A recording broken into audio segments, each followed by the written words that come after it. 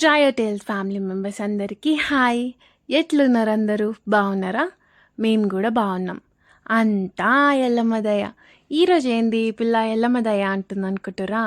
ఈరోజు మన ఇంట్లో ఎల్లమ్మకి శాఖ పెట్టబోతున్నాం.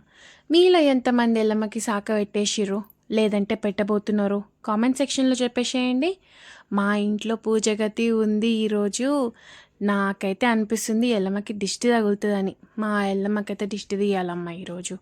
అద్భుతంగా మా పూజ గదిని మల్లెపూలు, మందారం పూలు, గులాబీ పూలు, చామంతి పూలు, దొరికిన పూలు దొరికినట్టు పెట్టి మరీ డెకరేషన్ చేసేసినాం. ఎల్లమ్మకి శాఖ అంటే మామూలు విషయమా? ఎట్లుండాలి మళ్ళీ డెకరేషన్. ఇస్తరాకు తీసుకొని పచ్చన్నం పెట్టి అందులో బొద్దు పులుసు, కుడుములు, శనగలు, ఆకుకూర, వడియాలు, అప్పడాలు, పప్పు, పెరుగు అన్నీ పెట్టి కొన్ని బెల్లం అప్పాలు కూడా పెట్టి అమ్మవారికి నైవేద్యంలాగా పెడతామన్నమాట. ఇది అందరికీ తెలిసిన ప్రాసెసే. తెలంగాణలో చాలామంది చేసుకుంటారు ఈ అమ్మవారికి శాఖ పెట్టుడు ఇదంతా. ఇట్లా శాఖ పెట్టిన తర్వాత మనం కోరుకున్న కోరికలన్నీ నెరవేరాలని చెప్పేసి అమ్మవారికి మంచిగా మొక్కుకుంటాం. ఎల్లమ్మకి శాఖ పెట్టడం అనే ప్రక్రియ పురాతన కాలం నుంచి వస్తుంది. ఎప్పటి నుంచో ఎంతోమంది చేసుకుంటూ వస్తుంటారు.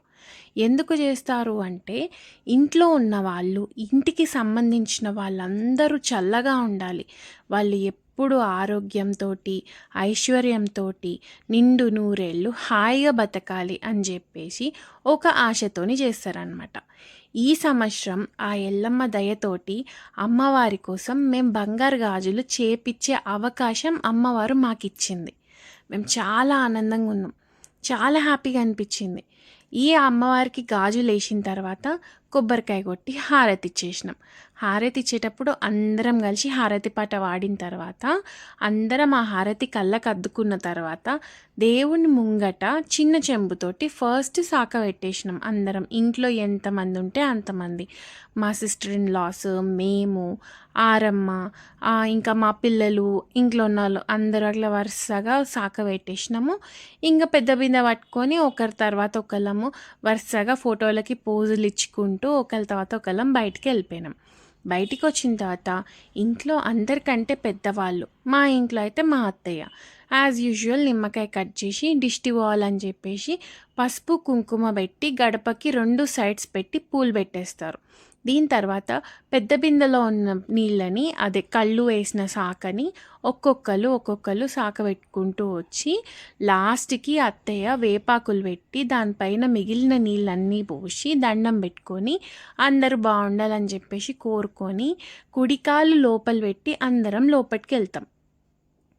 వెళ్ళిన తర్వాత మా ఇంట్లో వచ్చిన సిస్టర్ ఇన్ లాస్ అంటే మా ఆడపడుచులకి ఆ రోజు తాంబూలం ఇచ్చి వాళ్ళ ఆశీర్వాదం కూడా తీసుకుంటాం. ఇది తెలంగాణలో కంపల్సరీ. ఆడపిల్లల ఆశీర్వాదం ఉంటేనే ఇల్లు మంచిగా ఉంటుంది.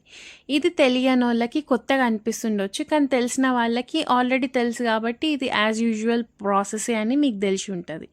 మీకు ఈ వీడియో నచ్చితే మాత్రం ఖచ్చితంగా లైక్ చేయండి, షేర్ చేయండి, అట్లానే సబ్స్క్రైబ్ చేయండి.